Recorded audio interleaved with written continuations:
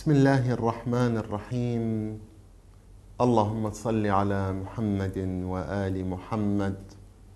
اللهم صل على محمد وآل محمد. اللهم صل على محمد وآل محمد. In the name of Allah, the merciful, the beneficial, and peace and blessings be upon Muhammad and the sons of Muhammad. One of the lessons to be learned from Karbala, and actually from the aftermath of Karbala and the behavior of the legitimate Imam after Imam Hussein, Imam Ali, the son of Imam Hussein alayhi salam, was his emphasis and his clarification of the importance of hijab. Obviously, after a brutal war, a cruel war, whereby human rights were not respected, whereby terrorism was practiced, whereby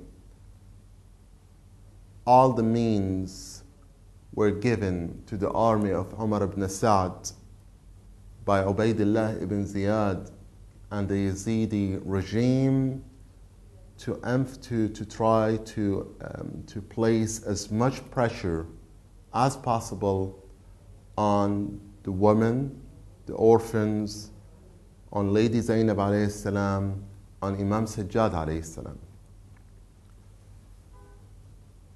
And in one of the most cruel scenes of imprisonment, the household of the Prophet, Imam Sajjad, Lady Zainab, the orphans, the women, whoever was left over from the battlefield of Karbala, including Imam Baqir alayhi salam. A lot of people think that Imam Baqir alayhi salam was not available in Karbala. No, he was available in Karbala, and he was a small kid at that stage. However, he has witnessed a lot of things, and one of the things he has witnessed was that he has witnessed how Imam Hussein used to look at his loyal brother Abbas and how he used to envision his brother Abbas. He has witnessed most of the scenario which happened in Karbala.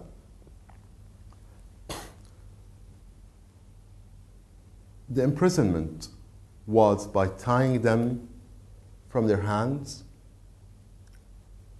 and walking all the way from Karbala to Damascus. So the women, the orphans were imprisoned and requested to walk all the way to Damascus. And the heads of the martyrs, the decapitated heads, which were decapitated from the bodies of the martyrs, of Imam Hussein, of Habib ibn Mudahir, of all the companions of Imam Hussein, were lifted up on spears. And this shows how brutal the Yazidi regime is.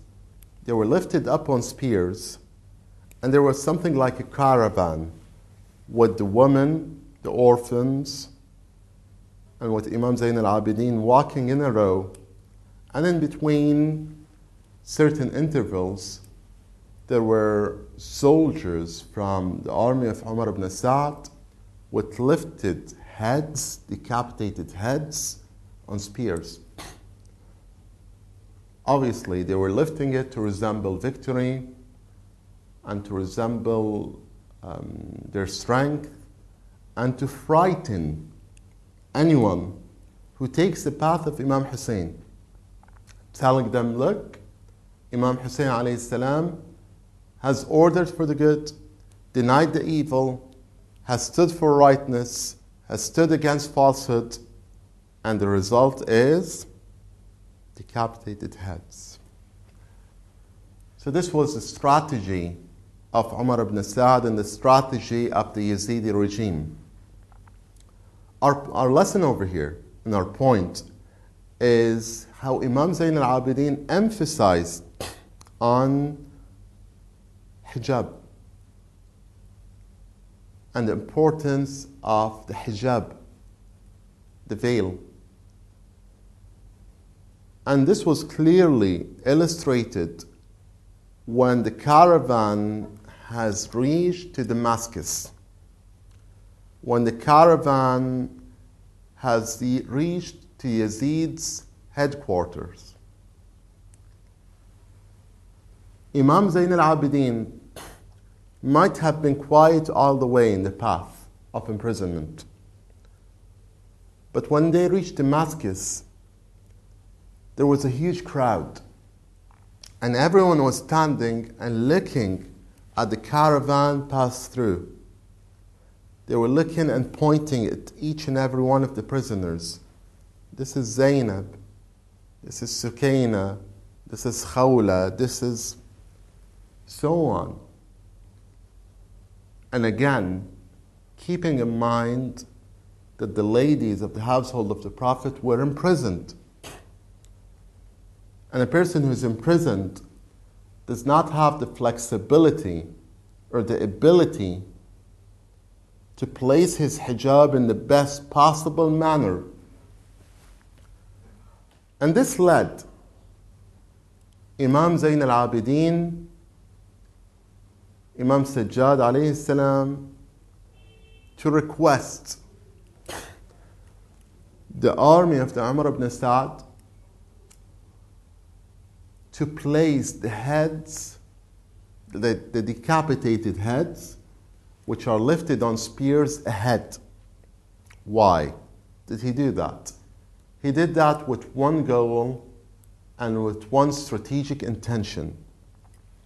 He wanted the crowds which were standing in Damascus, some of them were celebrating the victory of Yazid, some of them were crying to see the household of the Prophet imprisoned, some of them were moved by the scenes, by Zainab alayhi salam, by the orphans of Imam Hussein.